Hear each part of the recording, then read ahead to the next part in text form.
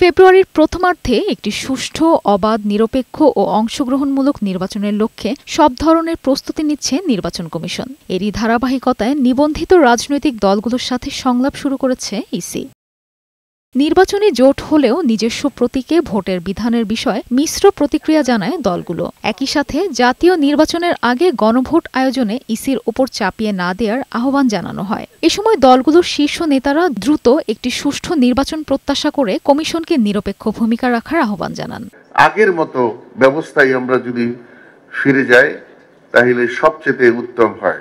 একটা পরিচ্ছন্ন নির্বাচন, এদেশের কাঙ্ক্ষিত নির্বাচন, এদেশের মানুষের দীর্ঘদিনের কাঙ্ক্ষিত যে নির্বাচনটা, তারা যেন ভোট দিতে পারে।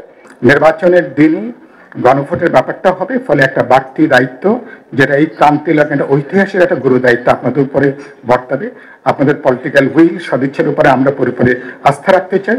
নির্বাচন সঠিকভাবে না হলে রাজনৈতিক দলগুলোকে এর ফল উপলব্ধি করতে বলেন ইলেকশন কমিশনার। এইবারের নির্বাচন খারাপ হলে আমরা যে সবাই এফেক্টেড হব, এই উপলব্ধি যদি আমরা সামান্যতম ভাবে প্রচার করতে পারি এবং ধারণ করতে পারি। এবারের নির্বাচন যদি আমরা ভালো না করতে পারি, আমরা কিন্তু নদীর মাঝখানে, নৌকাটা এমন নড়াচড়া করলে ডুবে যাবে। রাজনৈতিক দলগুলোর সহযোগিতা ছাড়া সুষ্ঠু নির্বাচন সম্ভব নয় বলে মত দেন প্রধান নির্বাচন কমিশনার। বলেন, তফসিলের পর কোথাও অনিয়ম দেখলে সর্বোচ্চ ব্যবস্থা গ্রহণ করবে কমিশন। প্রকৃত অর্থে একদম নিরপেক্ষ রেফারির ভূমিকায় আমরা থাকতে চাই। আমরা আপনাদের সহযোগিতা ছাড়া রেফারির কাজ করা বড় মুশকিল, সুষ্ঠুভাবে খেলা পরিচালনা করা মুশকিল।